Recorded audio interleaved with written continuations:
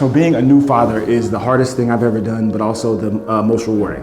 The hardest thing is that like I'm responsible for him at all times. So it's great, but it's like I remember when he was born, and he was born a month early. So I remember he was fine, his breathing was a little fast, but I remember that the nurses brought him in the room with me and my wife, and then the nurse left, and I remember, like, oh, you're leaving? Oh, so it's just us, you know, so I was like, oh man, okay, so, and it's like, it's heavy, you know what I mean, because I want to, you know, make sure he's protected and make sure he's safe. And yeah, he doesn't come with like a manual, you know, so that's the thing. But it's rewarding, like I said, but yeah, it's just a challenge, because there's no, like, I'm used to being able to read something, understand it, and apply it, but with him, it's just different. I pick my son up from daycare every day. I really enjoy him running up to me and like seeing him, talking to his teachers, being involved. Like I look forward to being that kind of father, like to where all his teachers know who I am.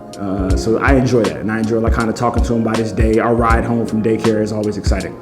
My dad was very involved in picking me up, talking to my teachers. My father is a Nigerian, came over in 1982, and I vividly remember every time one of my teachers would meet my dad, they say, Mr. Dada, can you come speak for Black History Month at the school? And he would always say yes. And at the time, I'm not gonna lie, I wasn't like, I didn't appreciate it then as much as I do now.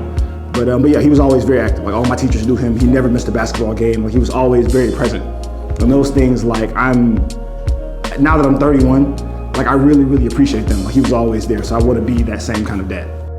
So having a Nigerian father shaped my worldview a lot, just because I didn't get to meet my grandparents on my dad's side. Like my mom's father and mother, they died when I was really, really young, and he went back to Nigeria for those funerals. But it resonates with me, because just like the reverence he speaks about them with, like, and then just like he was really intentional about keeping us around Nigerian culture while we were growing up.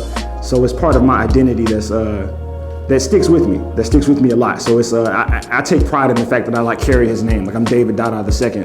My son is David Dada III. So his middle name, one of his middle names is Lewis, my son. Mine is as well. That's my mom's granddad. And then Ayinde is his other middle name. That's from my grandfather on my dad's side. Something that I think I learned from my dad and my son is learning from me is like the love of reading.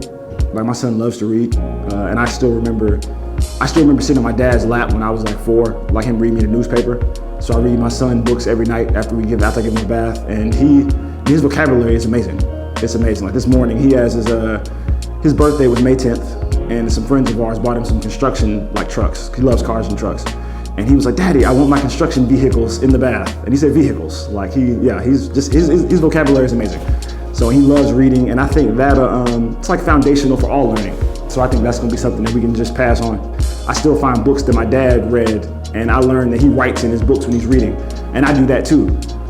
Now when I'm reading a book and I write something, I kind of write it with the thought that eventually I'm gonna give it to my son, and he'll be able to kind of see what my thoughts were, and we'll kind of share that. I think it's important for fathers to be involved in their children's lives, because a lot of your child's identity is gonna come from you, in a way. Like they're gonna learn who they are from you, because you're with them all the time. So if you speak life into them, you speak positive words into them, like no matter what else comes, and other things will come, they'll always reflect back on that. Because there's certain things that my dad told me about myself that, like, regardless of what circumstances may bring, I know this is true about me because my dad said it.